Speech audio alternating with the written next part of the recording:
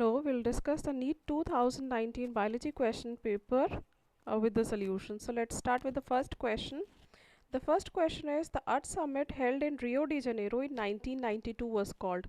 देखिए ये direct question है आपका एनसीईआरटी से, पेज नंबर 267 आपका 12th का एनसीईआरटी से क्वेश्चन लिया गया है and the answer is written here. The summit was held in Rio de Janeiro to for the conservation of biodiversity and sustainable utilization of benefits. So the answer is option number 2. Next question. Colostrum, the yellowish fluid secreted by mother during the initial days of lactation, is very essential to impart immunity to newborn infants because it contains. Colostrum का importance क्या है? क्योंकि उसमें immunoglobulin A present होता है, इसलिए वो immunity provide करता है. और कोलोस्ट्रम के बारे में 12th क्लास की एनसीईआरटी में 2 बार मेंशनड है. एक बार तो हेल्थ वाले चैप्टर में और दूसरा रिप्रोडक्शन वाले चैप्टर में 2 बार कोलोस्ट्रम को मेंशन किया गया है. The answer is immunoglobulin A. Next question. Grass leaves curl inwards during very dry weather. This question is direct from NCERT, page number 94, where they have mentioned about bulliform cell. जहाँ bulliform cells के बारे में mention किया है उसी के नीचे लिखा हुआ है कि when these cells are flaccid due to water stress, they make the leaves curl inward to minimize water loss. ठीक है, तो answer is flaccidity of bulliform cell. मतलब ग्रास की जो लीव्स हैं वो इनवर्ट कर्ल हो जाती हैं ड्राई वेदर में, क्योंकि जो बुलिफॉर्म सेल्स हैं वो फ्लासिड हो जाती हैं. Next question, question number 94. सब मेटासेंट्रिक क्रोमोसोम जो होता है उसकी शॉर्ट और लॉन्ग आर्म्स जो होती हैं उनको क्या कहते हैं? शॉर्ट आर्म को कहते हैं पी आर्म और लॉन्ग आर्म को कहते हैं Q arm. So the answer is P arm and Q arm respectively. Now let's see the next question. Respiratory quotient that is R Q value of tripalmitin is. देखिए fat की जो are Q value होती है वो होती है below 1. कितनी होती है? 0.7. ये भी direct NCERT page number 237 11th NCERT से क्वेश्चन है. और यहाँ डायरेक्ट ट्राइपामिटिन के बारे में लिखा हुआ है. When fats are used in respiration the R Q is less than 1. Calculations for a fatty acid tripalmitin if used as a substrate is shown. और ये यहाँ पर इक्वेशन में आपको ये 0.7 कैलकुलेट करके शो किया हुआ है. Okay, next question. Question number 96. Which of the following is a commercial blood cholesterol lowering agent? The answer is statin. Statin जो है क्लास 12th एनसीईआरटी से डायरेक्ट क्वेश्चन है ये. statin जो है ब्लड कोलेस्ट्रॉल को लोअर करता है. Next question number 97. Match the following structures with their respective location in organs. देखिए क्लिप्स ऑफ लिबोकन कहाँ प्रेजेंट होते हैं? स्मॉल इंटेस्टाइन में, ग्लिसन्स कैप्सूल लिवर में, islets of Langerhans pancreas में और Brunner's glands duodenum में. So the correct answer is option number 3, that is 3, 4, 1 and 2. Now let's see the next question, question number 98. Which of the following is the most important cause for animals and plants being driven to extinction?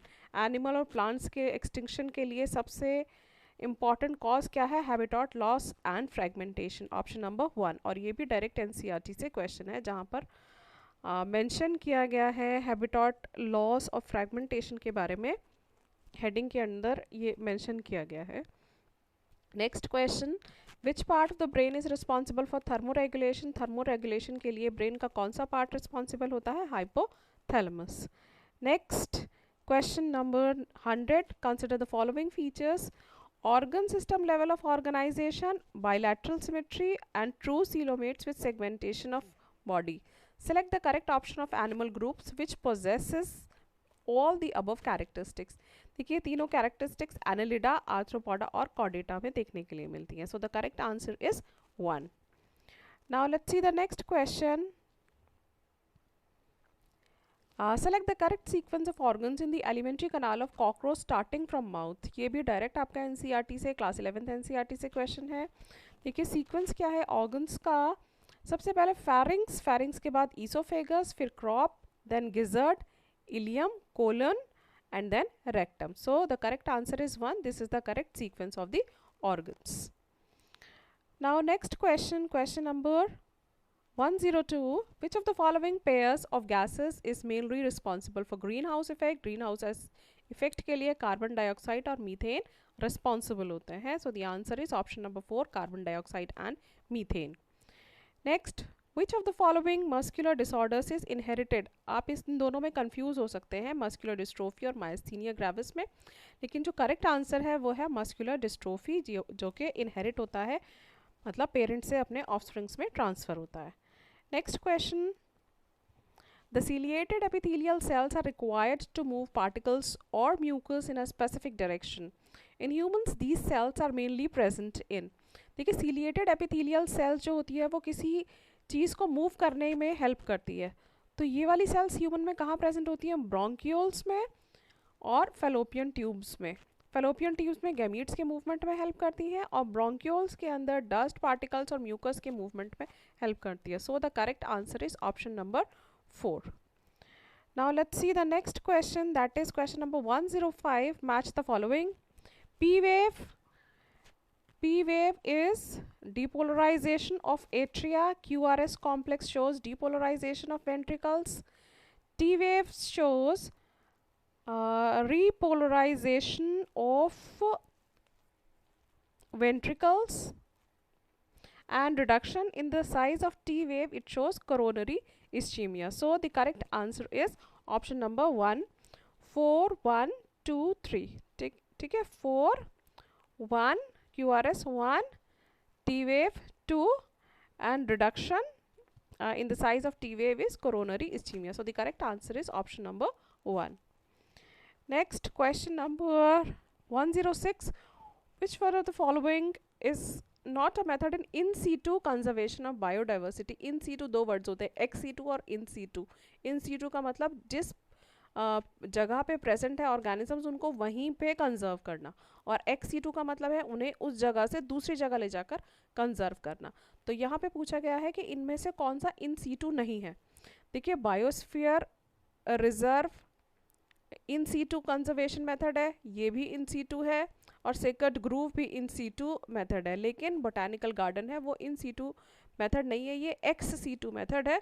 इसलिए the correct answer is option number 3, botanical garden. और let me tell you, ये वाला question जो है ये आपका last year 2018 NEET के exam में भी आ चुका है, इसी टाइप का क्वेश्चन, जिसका आंसर सेकर्ड ग्रुप था. 2018 का भी सॉल्यूशन मैंने ऑलरेडी अपलोड किया हुआ है अपने चैनल पर, आप देख सकते हैं. In a species the weight of newborn ranges from 107. Question number थोड़ा सा अलग डिफरेंट टाइप का क्वेश्चन है कि न्यू बॉर्न बेबीज़ का वेट जो होता है वो रेंज करता है 2 kg से लेकर 5 kg के बीच में. ठीक है, और ranges from 2 to 5 kgs. 97% of the newborn with an average weight between 3 to 3.5 kg. लेकिन उनमें से जो 97% है उनका जो वेट है वो रेंज करता है 3 to 3.3 kg. ठीक है, मतलब न्यूबॉर्न बेबीज़ का वेट 2 to 5 kgs होता है, लेकिन उनमें से 97 का परसेंट, मतलब ज़्यादा परसेंट जो बेबीज़ होते हैं उनका वेट 3 to 3.5 kg रेंज करता है. अब कहा गया whereas 99% of the infants born with weight from 2 to 2.5 और 4.5 to 5 kg die. Which type of selection process is taking place? अगर वेट कम होता है 2 to 2.5 kg या 4.5 to 5 kg, तो यहाँ पर सर्वाइवल चांसेस बहुत कम होते हैं. कितने होते हैं यहाँ पे? 99% of the infants they die, जिनका वेट इस रेंज में और इस रेंज में होता है, और यहाँ पर सर्वाइवल चांसेस मैक्सिमम होते हैं. तो ये एग्जांपल है स्टेबलाइजिंग सिलेक्शन का. So the correct answer for question number 107 is stabilising selection. Now let's see the next question, question number 108. Correct sequence of phases of cell cycle, very easy, direct from NCERT question. It is G1S G2M. ठीक है, G1S G2M. So the correct option is option number 4. Next, how does steroid hormone influence the cellular activities? Steroid hormones cellular activities को कैसे influence करते हैं? They bind to DNA. ये DNA से bind हो जाते हैं और जीन हार्मोन कॉम्प्लेक्स बनाते हैं. So the correct answer here is option number 2. Next question, which of the following statement is not correct, इनमें से इनकरेक्ट स्टेटमेंट देखना है। Lysosomes have numerous hydrolytic enzyme, ये ठीक है, लाइसोसोम में हाइड्रोलिटिक एंजाइम्स प्रेजेंट होते हैं। हाइड्रोलिटिक एंजाइम जो होते हैं वो एसिडिक पीएच में एक्टिव होते हैं, ये भी करेक्ट है। Lysosomes are membrane bound structure, ये भी करेक्ट है। Lysosomes are formed by process of packaging in the endoplasmic reticulum, this is incorrect statement, so the correct answer is option number 4. Okay, next question number 111. Which one of the following statement regarding post fertilization development in flowering plants is incorrect? इनमें से कौन सा incorrect statement है? Ovary develops into fruit, ये भी ठीक है। Zygote develops into embryo, ये भी ठीक है। Central cell develops into endosperm, ये भी ठीक है। Ovules develop into embryo sac, ऐसा नहीं होता है, ओव्यूल तो डेवलप होकर सीड बनाते हैं, ना कि embryo sac. Okay, so the correct answer here is option number 4. Next, question number 112. Concanevelin A is, it is a lectin, ये lectin का example होता है concanevelin A. Okay, next हम देखते हैं question number 113. Which one of the following equipment is essentially required for growing microbes on a large scale for industrial production of enzymes? जब enzymes का industrial production करना होता है तो किस चीज़ का यूज़ करते हैं हम? बायोरिएक्टर का यूज़ करते हैं, और ये भी डायरेक्ट एनसीईआरटी से क्वेश्चन है, बायोटेक्नोलॉजी चैप्टर से।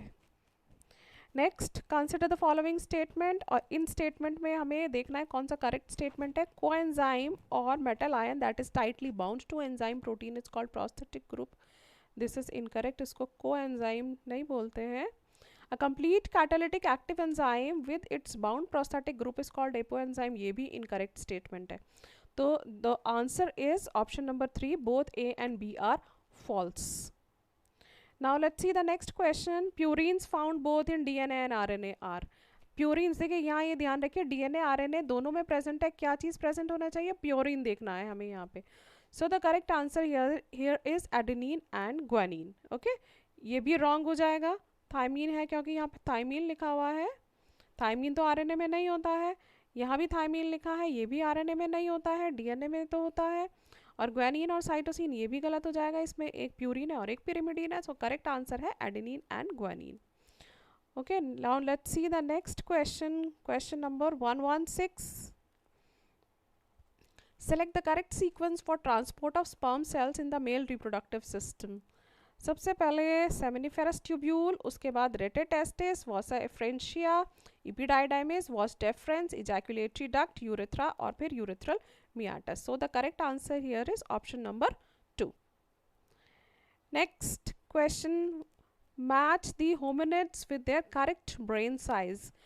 होमो हैबिलिस, होमो हैबिलिस का ब्रेन साइज होता है 650 to 800 cc। होमो नियोंडरथैलेंसिस का सबसे ज़्यादा होता है, that is 1400 cc।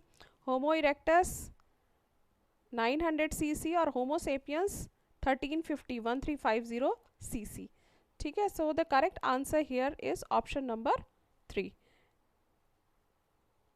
Next question, question number 118. Variations caused by mutation as proposed by Hugo de Vries are. Hugo de Vries ने वेरिएशंस को क्या कहा था? उन्होंने कहा था कि वेरिएशंस रैंडम होती हैं और डायरेक्शन लेस होती हैं। So the correct answer is option number 2. ये भी डायरेक्ट आपका एनसीईआरटी से ही क्वेश्चन है। Which of the following pair of organelles does not contain DNA, किस में डीएनए प्रेजेंट नहीं होता? माइटोकॉन्ड्रिया में डीएनए प्रेजेंट होता है और क्लोरोप्लास्ट में डीएनए प्रेजेंट होता है, इसलिए इस वाले पेयर में ये वाला जो पेयर है इसमें ये करेक्ट ऑप्शन नहीं है। क्लोरोप्लास्ट और वैक्यूल्स, इनमें से क्लोरोप्लास्ट में डीएनए होता है। लाइसोसोम्स एंड वैक्यूल्स, इनमें से ना तो लाइसोसोम में डीएनए होता है और ना ही वैक्यूल्स में डीएनए होता है। Nuclear envelope and mitochondria, nuclear envelope और माइटोकॉन्ड्रिया में से माइटोकॉन्ड्रिया में डीएनए प्रेजेंट होता है। ठीक है, आपको ये याद रखना है कि माइटोकॉन्ड्रिया और क्लोरोप्लास्ट इन दोनों में अपना डीएनए प्रेजेंट होता है। ठीक है, तो सर यहाँ पे करेक्ट ऑप्शन है option number 3, lysosomes and vacuoles.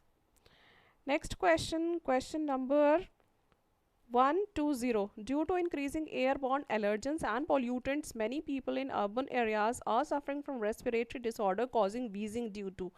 Urban areas में लोग रेस्पिरेटरी डिसऑर्डर से सफ़र कर रहे हैं और जो वीजिंग कॉज करता है, वीजिंग होता है कि जब हम सांस लेते हैं, सांस लेने में एक सीटी की जो आवाज़ आती है उसको वीजिंग बोलते हैं।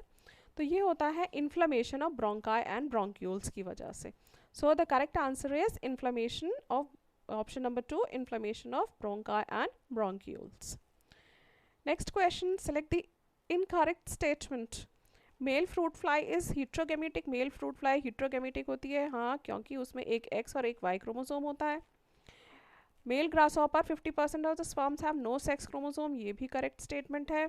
Domesticated fowls sex of progeny depends on the type of sperms than the rather than egg. This is incorrect statement, क्योंकि फाउल के अंदर या हम कह सकते हैं बर्ड्स के अंदर the sex is determined by the female, okay, not by the male.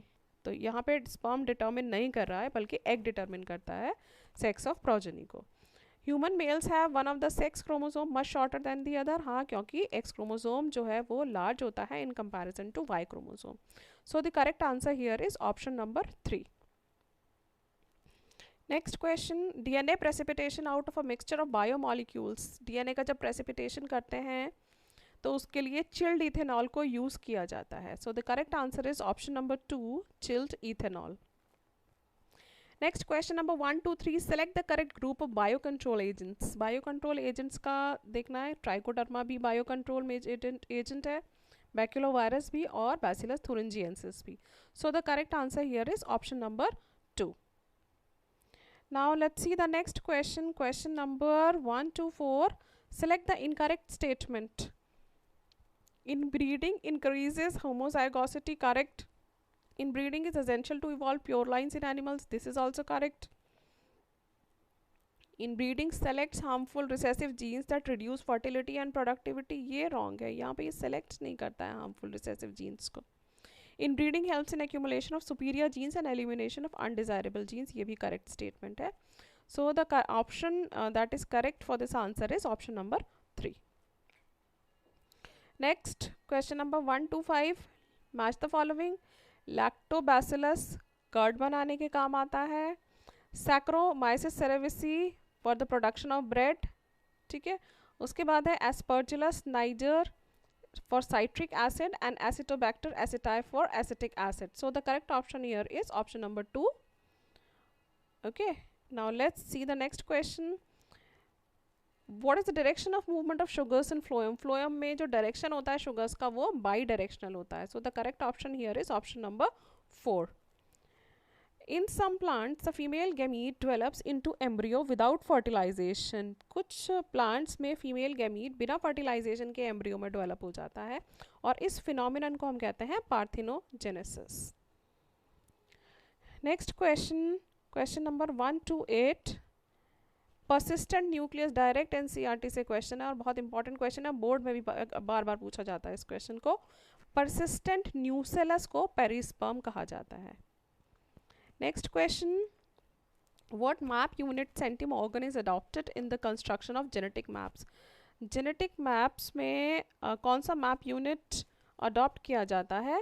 A unit of distance between gene on chromosome representing 1% crossover.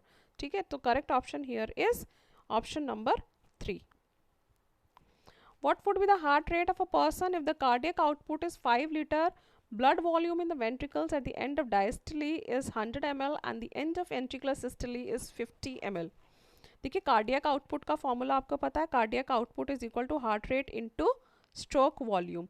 यहाँ कार्डियक आउटपुट आपको 5 लीटर आपको लिखा हुआ है. 5 लीटर का मतलब होता है 5000 ml. इसको आप 5000 लिख सकते हैं. फिर उसके बाद हार्ट रेट आपको कैलकुलेट करना है और आपको स्ट्रोक वॉल्यूम आपको यहाँ पे दिया हुआ है. इनडायरेक्टली कैसे दिया हुआ है कि यहाँ पर ब्लड वॉल्यूम वेंट्रिकल्स में डायस्टली के एंड में होती है 100 ml और at the end of ventricular systole it is 50 ml. तो 100 minus 50 is equal to 50 ml. So it is HR heart rate into 50. और हार्ट रेट हम कैलकुलेट कैसे करेंगे? Heart rate is equal to 5000 upon 50 is equal to 100 beats per minute. ठीक है, so the correct option here is option number 3. Next question number 131. Thiobacillus is a group of bacteria helpful in carrying out. Thiobacillus denitrification करता है. So the correct option here is 4, denitrification. Which of the following factors is responsible for formation of concentrated urine, urine को concentrate करने के लिए कौन सा factor responsible है? Maintaining hyper osmolarity towards inner medullary interstitium in the kidneys. जब counter current mechanism पढ़ते हैं तब हम पढ़ते हैं कि किस तरह से यूरिन का कॉन्सेंट्रेशन होता है। So the correct option here is option number 2। Next, which of the following statement regarding mitochondria is incorrect? Mitochondria के बारे में कौन सा इनकरेक्ट स्टेटमेंट है? Outer membrane is permeable to monomers of carbohydrates, fats and proteins, this is correct. Enzymes of electron transport are embedded in outer membrane, ये incorrect है क्योंकि वो inner membrane में होते हैं enzymes, ETC वाले। inner membrane is convoluted with infoldings, ये भी ठीक है। inner membrane जो है उसमें बहुत सारी infoldings होती हैं। और mitochondrial matrix contains single circular DNA molecule and ribosomes, ये भी statement correct है। ये वाला statement incorrect है, so the correct option here is option number 2। और इसी से थोड़ा सा मिलता जुलता क्वेश्चन लास्ट ईयर 2018 नीट के एग्जाम में भी आ चुका है। Next question, question number 134, xylem translocate. ये डायरेक्ट क्वेश्चन एनसीईआरटी से पेज नंबर 184 से है, जहाँ पर आपको ट्रांसलोकेशन के बारे में बताया गया है। वहीं पे लिखा गया है the xylem is associated with translocation of mainly water, mineral salt, some organic, nitrogen and hormones, ठीक है, from roots to aerial parts of the plant. So the correct answer here is water, mineral salt, some organic, nitrogen and hormones. Okay, so correct answer is option number 4। Next, cell cycle in G naught phase. देखिए इस क्वेश्चन में बच्चे confuse हो सकते हैं exit the cell cycle और suspend the cell cycle में। मतलब cell in G naught phase, exit the cell cycle, enter the cell cycle, terminate the cell cycle and suspend the cell cycle. देखिए ये दोनों option तो wrong है। अब देखिए इन दोनों में कंफ्यूज होने की ज़रूरत नहीं है।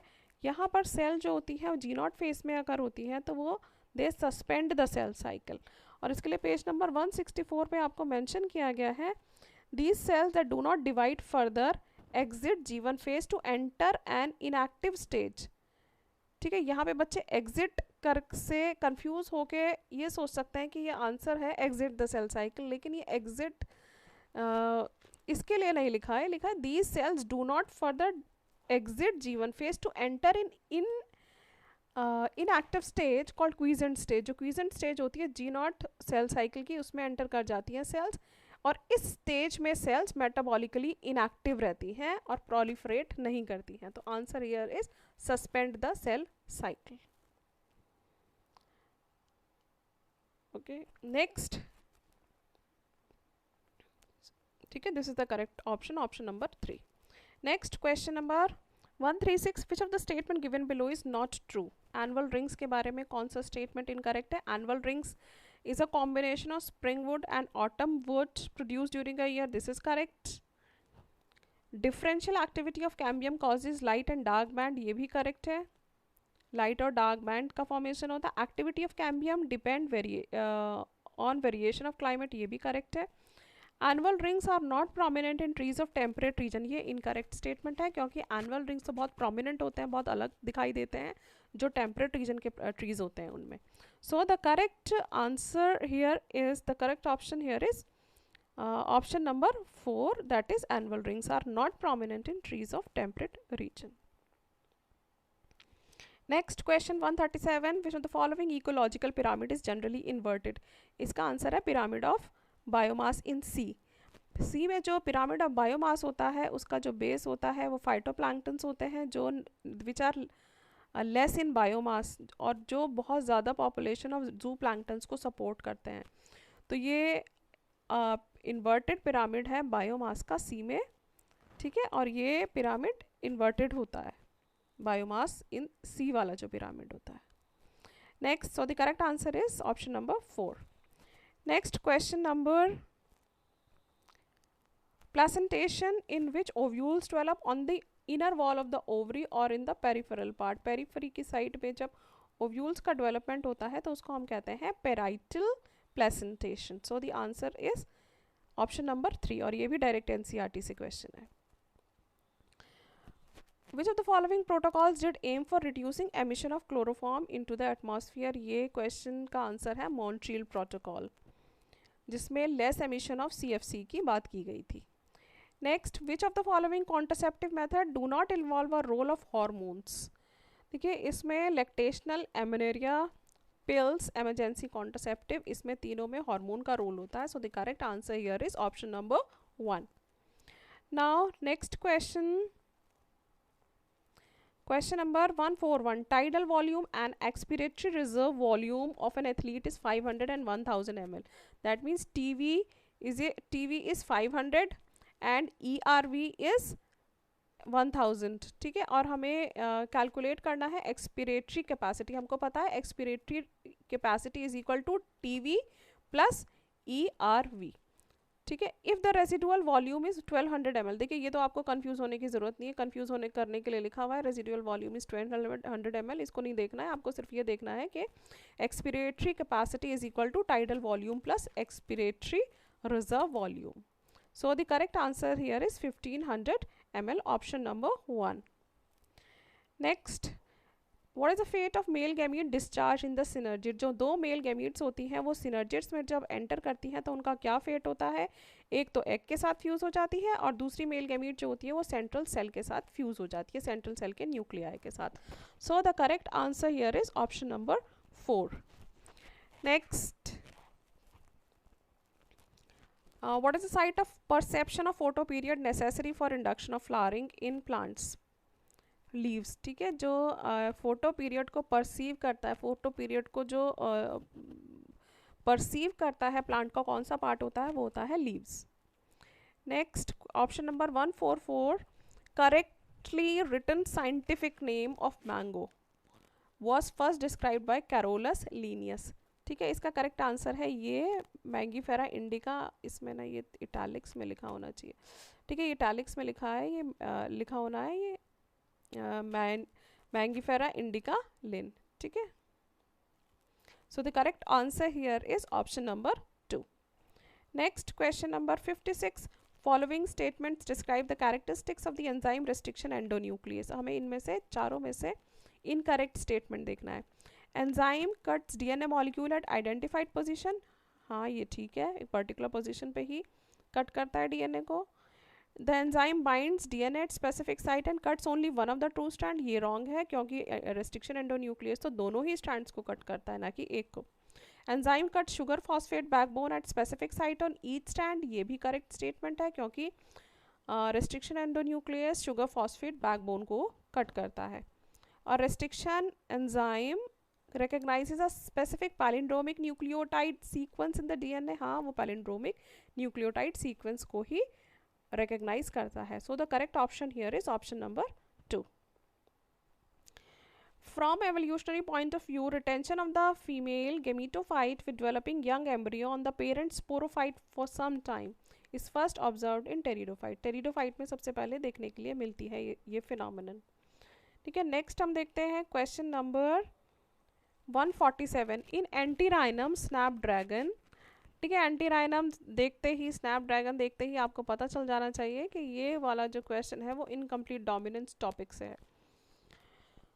और मैंने अपना वीडियोस में कवर कर चुका, पूरा जेनेटिक्स का चैप्टर मैं अपना वीडियो में कवर कर चुकी हूँ, आप मेरे चैनल पे भी चेक कर सकते हैं। एंटीराइनम में एक फ्लावर, रेड फ्लावर को जब क्रॉस किया जाता है वाइट फ्लावर के साथ, तो F1 जनरेशन के सारे फ्लावर्स पिंक कलर के होते हैं। जब पिंक फ्लावर को सेल्फिंग की जाती है तो F2 जनरेशन में वाइट, रेड और पिंक फ्लावर्स दिखाई देते हैं। So choose the incorrect statement. The experiment does not follow the principle of dominance. Pink flower in F1 is due to incomplete dominance. This is correct. Ratio F2 is 14 red, 24 pink and 14 white. That means almost ये 1:2:1 का ratio है, तो ये भी correct है। ठीक है, law does not follow principle of dominance, ये भी स्टेटमेंट करेक्ट है, क्योंकि इस वाले फिनोमिनन में, इस वाले जेनेटिक फिनोमिनन में प्रिंसिपल ऑफ डोमिनेंस अप्लाई नहीं होता है।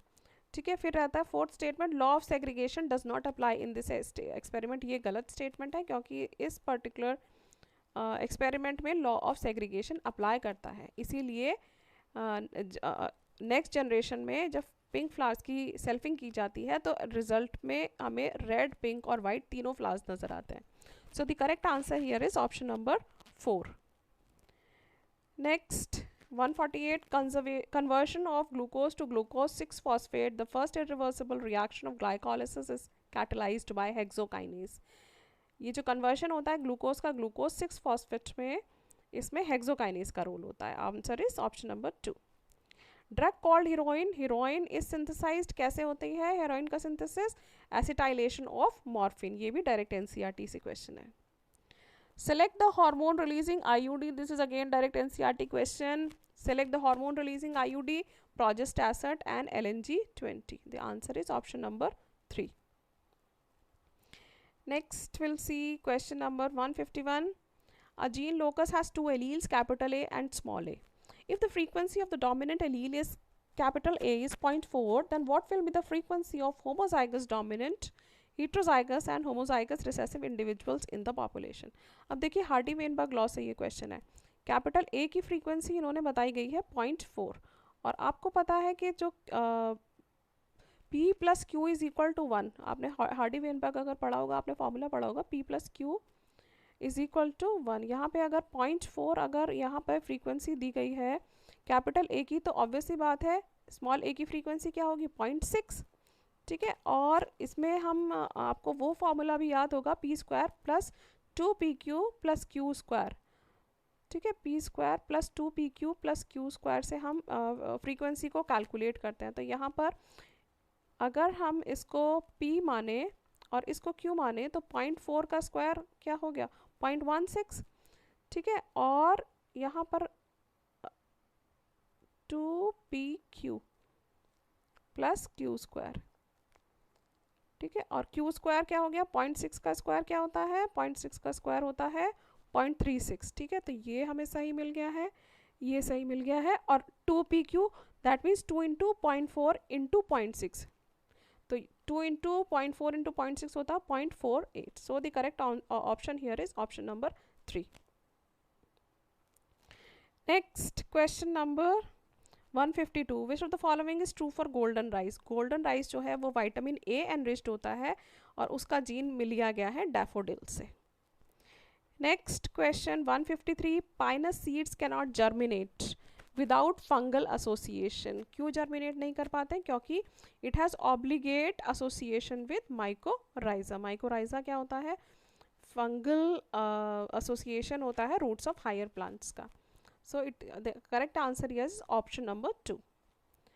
Next, which of the following features of genetic code does allow bacteria to produce human insulin by recombinant DNA technology? Genetic code is universal. Genetic code universal है, इसीलिए bacteria को use किया जाता है human insulin बनाने के लिए. Next question number 155. Which of the following sexually transmitted disease is not completely curable? Answer is genital herpes, option number 3. Which of the following statement is incorrect? Viroids lack a protein code. This is correct. Viroids are obligate parasite. This is also correct. Infected constituent in virus is the protein code. This is incorrect. Protein code नहीं बल्कि virus के अंदर जो DNA या RNA present होता है वो infective agent होता है. Prions consist of abnormally folded proteins. This is also correct. ठीक है, so the correct answer here is option number 3. यहाँ पे prions के बारे में मेंशन किया गया है. ये पर्टिकुलर टॉपिक रिसेंटली ऐड हुआ है एनसीईआरटी की बुक में. चेंजेस इन एनसीईआरटी बुक्स करके मैंने वीडियोस अपलोड की हुई है अपने चैनल पे, आप देख सकते हैं. उसमें prions भी एक नई हेडिंग ऐड हुई है एनसीईआरटी बुक्स में. Next question number 157. Pila match the following में. पाइला के अंदर रेडुला प्रेजेंट होता है. बॉम्बिक्स के अंदर मालपीगियन ट्यूब्यूल्स प्रेजेंट होती हैं. प्लूरोब्रैकिया में कॉम्प्लेट्स प्रेजेंट होती हैं और टीनिया में फ्लेम सेल्स प्रेजेंट होती हैं. So the correct option here is option number 2. Next expressed sequence tags EST क्या होता है? They are the genes expressed as RNA. Next, question number 159. Which of the following statement is incorrect? Morels and truffles are edible delicacies. ये भी correct है. पुरानी NCERT में यहाँ बफल्स लिखा था, अब नई एनसीईआरटी में जो चेंज किया गया बफल्स की जगह इसको ट्रफल्स किया गया है. Claviceps is a source of many alkaloids and LSD. This is also correct. Conidia produced exogenously and ascospores endogenously. This is also correct. Yeast have filamentous bodies with long thread-like hyphae. ये incorrect है क्योंकि yeast तो unicellular होता है, उसमें filamentous body नहीं होती है. Next,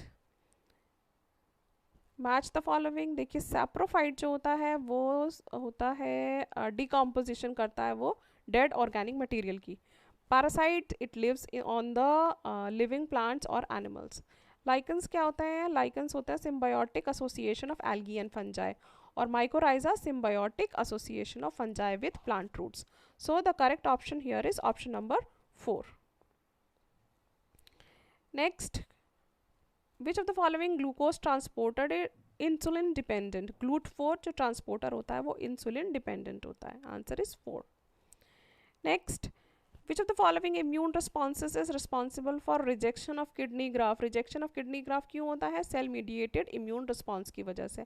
answer is option number 4. next, use of artificial kidney during hemodialysis may result in. जब artificial kidney को use किया जाता है hemodialysis में तो क्या होता है? Nitrogenous waste buildup in the body. ये इनकरेक्ट है क्योंकि नाइट्रोजिनस वेस्ट तो क्लियर हो जाता है. Non elimination of excess potassium ions, reduced absorption of calcium ions from gastrointestinal tract and reduced RBC production. Which of the following option is most appropriate? इसमें से C और D options जो हैं वो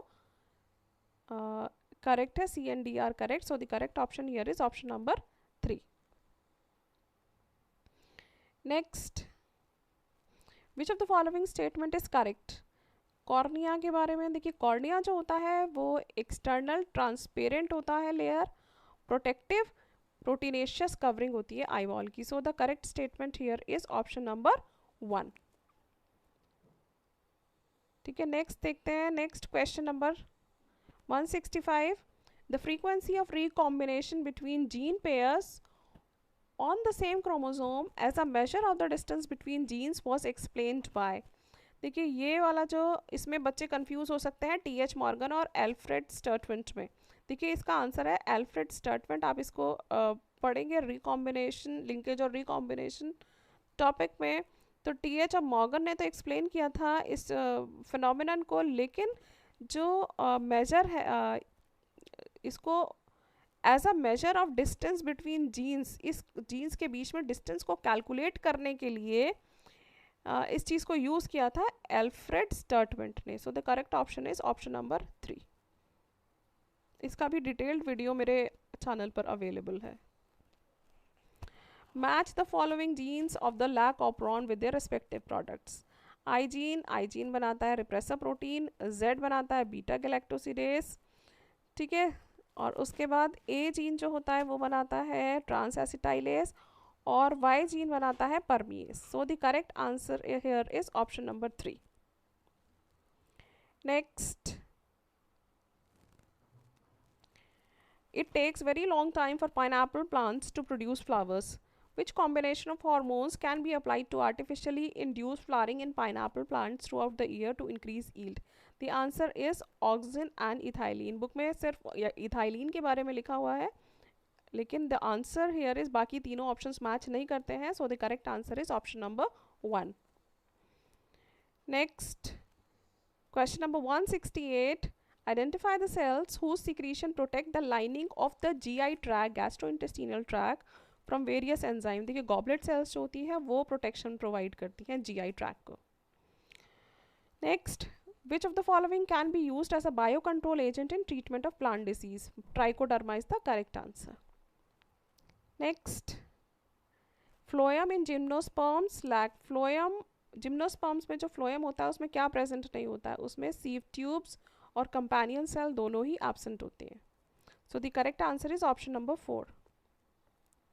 question 172. Under which of the following conditions will there be no change in the reading frame of following mRNA? देखिए insertion of G at 5th position, fifth position पे अगर इन position को अगर हम नाम लिखें 1 2 3 4 5 6 7 8 9 10 ऐसे करके मैं इसको मार्क कर देती हूँ। ये एक कोडॉन, ये AGC GGU, फिर ये GCU और फिर उसके बाद AUU। ठीक है, इसको हमने मार्क किया है। अब इसमें देखिए insertion of G at fifth position पे अगर G इंसर्ट कर दें यहाँ पर तो पूरा का पूरा रीडिंग फ्रेम ही चेंज हो जाएगा। Deletion of G from fifth position, अगर एक यहाँ से बेस को डिलीट कर दें तो भी आगे पूरा का पूरा रीडिंग फ्रेम चेंज हो जाएगा। Insertion of A and G at the fourth and fifth position पे A और G को इंसर्ट कर दें तो भी पूरा रीडिंग फ्रेम चेंज हो जाएगा। Deletion of GGU from seventh eighth and ninth position, seventh eighth और नाइन्थ पोजीशन में से ये जो है GGU अगर इसको यहाँ से डिलीट कर दिया तो सिर्फ यहाँ से बनने वाला जो अमीनो एसिड है सिर्फ वही फॉर्मेशन नहीं होगा उसका, बाकी आगे का पूरा रीडिंग फ्रेम जो होता है वो सेम हो जाएगा, रीडिंग फ्रेम रिस्टोर हो जाएगा। So the correct option here is option number 4। Next question number 173, the concept of omnis cellula e cellula. ये बहुत इजी क्वेश्चन है। ये किसने कहा था? ये रडोल्फ वर्चॉ ने कहा था और ये क्वेश्चन आप क्लास 10th NCERT में भी पढ़ते हैं। Next, what triggers activation of protoxin to active BT toxin of Bacillus thuringiensis in bollworm? देखिए बॉलवर्म में BT टॉक्सिन कैसे एक्टिव होता है, ये बहुत इंपॉर्टेंट क्वेश्चन है। ये बोर्ड एग्जाम से भी बार बार पूछा जाता है। जब अल्कलाइन pH ऑफ गट में प्रेजेंट होता है प्रोटॉक्सिन तब वो जाकर एक्टिव होता है। So the correct option here is alkaline pH of gut. Question 175, identify the correct pair representing the causative agent of typhoid fever and the confirmatory test for typhoid. The answer is Salmonella typhi viral test. Salmonella typhi typhoid cause करता है और उसके लिए test कौन सा होता है? viral test. Next, question number 176, what is a genetic disorder in which individual has no overall masculine development, gynecomastia and is sterile? देखिए क्लाइनफेल्टर सिंड्रोम इसका करेक्ट आंसर है, क्योंकि क्लाइनफेल्टर सिंड्रोम में एक एक्स्ट्रा क्रोमोसोम प्रेजेंट होता है। Total 47 chromosomes होते हैं जिसमें ऑटोसोम्स के अलावा XXY क्रोमोसोम प्रेजेंट होते हैं। XXY का मतलब है कि मेल्स के केस में एक एक्स्ट्रा X क्रोमोसोम प्रेजेंट होता है, जिसकी वजह से ओवरऑल मैस्कुलिन डेवलपमेंट गायनेकोमेस्टिया और जो इंडिविजुअल होता है वो स्टेराइल होता है। So the correct answer here is Klinefelter syndrome.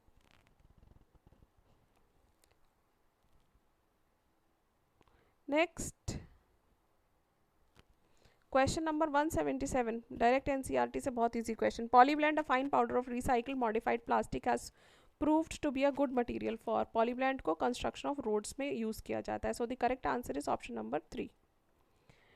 Next, which of these following methods is the most suitable for disposal of nuclear waste? Nuclear waste को कैसे dispose करने का सबसे सेफ मेथड है, सूटेबल मेथड है?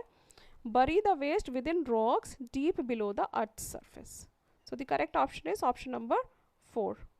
Now the last question, second last question, match the following: insulin, diabetes mellitus, thyroxine, goiter, corticoids, Addison's disease, and growth hormone acromegaly.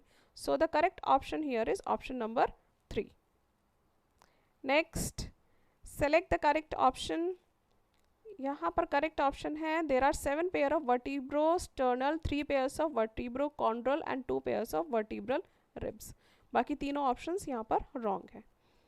Okay, you can like, share and subscribe to my channel if you find the video informative, and also press the bell icon to remain updated about my latest videos related to your competitive examinations and class 11th and 12th board examinations. Thank you.